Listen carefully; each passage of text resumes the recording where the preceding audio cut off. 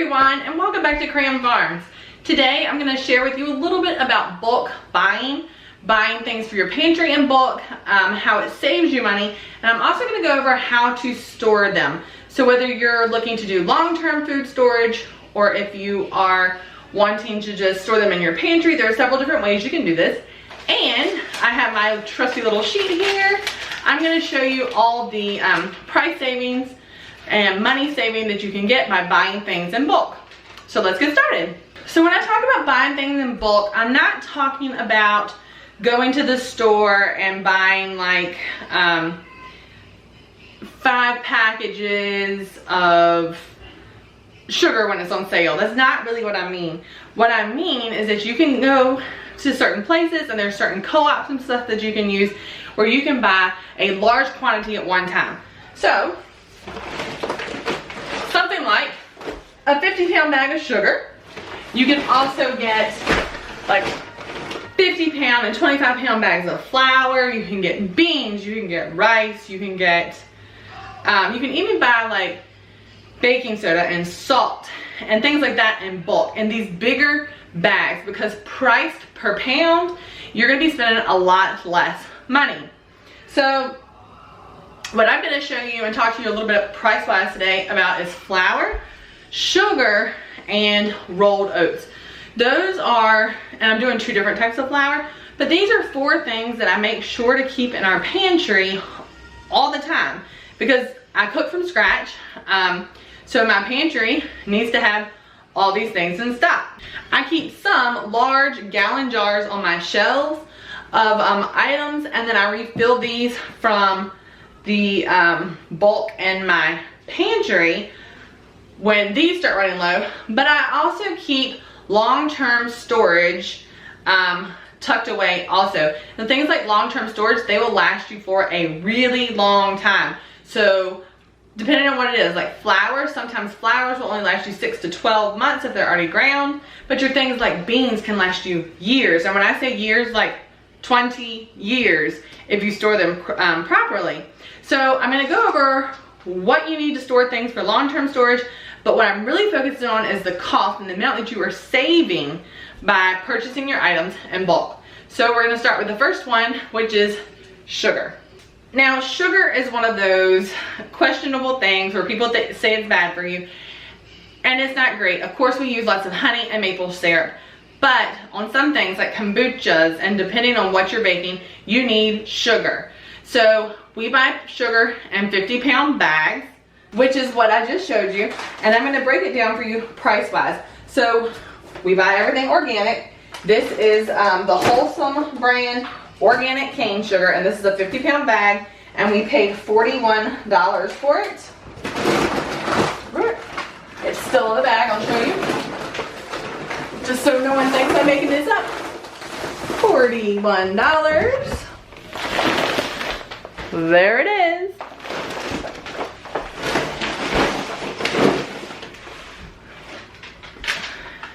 And so $41 for that 50-pound bag of sugar, that comes out to 82 cents a pound. Now, I looked up other prices for you at other retailers. So I looked at Walmart, and the same Wholesome brand organic cane sugar, you can buy a 2-pound bag for $4.39. So that is $2.20 a pound, where I just paid 82 cents just by buying this in bulk. Also, another place I know a lot of people are shopping online right now, and I love Thrive Market, but when I looked at Thrive Market, I could get this organic sugar, cane sugar, only a 1-pound bag for $3.49 a pound. So this 82 cents a pound is much, much better for my wallet and my savings goals by only spending 82 cents a pound. Now, sugar is pretty easy to store for long term. You don't need oxygen absorbers or anything like that when you're doing sugar, because if you do that, your sugar is going to turn into a brick. So sugar is probably one of the easiest things to store for long-term usage. The next thing that we're going to look at is rolled oats. Now, oats are a good carbohydrate. They don't break down as easily as like refined flours and such. So they're a good carb to have on hand in your pantry. They're also great for granola bars, and you can make cereals, and they're just excellent to have on hand. Oatmeals are good. They'll keep you full for a long time. So rolled oats, organic, again, organic bulk rolled oats. We paid $48 for a 50-pound bag. That comes out to 96 cents per pound.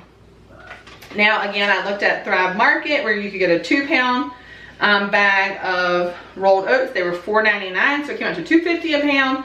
And then Walmart Bob's Red Mill oats, 2-pound bag was $3.88, so it came out to $1.94 a pound. So my 96 cent a pound rolled oats were a huge steal. Now the other two flours I'm going to talk about are a soft white wheat pastry flour, which is what I feed my sourdough starter with, and it's great for things like pancakes and biscuits, things like that. And I actually use it too for my bread. I know a lot of people don't like it for bread. They like to use more of a hard wheat, but I have not had any trouble with soft wheat, and then I don't keep as many flours on hand. So I use an organic soft white wheat pastry flour, and I can get a 25-pound bag for $23.75. So that comes out to 95 cents per pound for my flour. I looked at Kroger, and not organic, a 5-pound bag was $4.99, so that was 99 cents a pound. But again, that's not organic versus my organic soft white wheat flour. And then on Amazon, I found a 5-pound bag of organic, and I think it was Bob's Red Mill, but it was $18.18. So that came out to $3.63 a pound.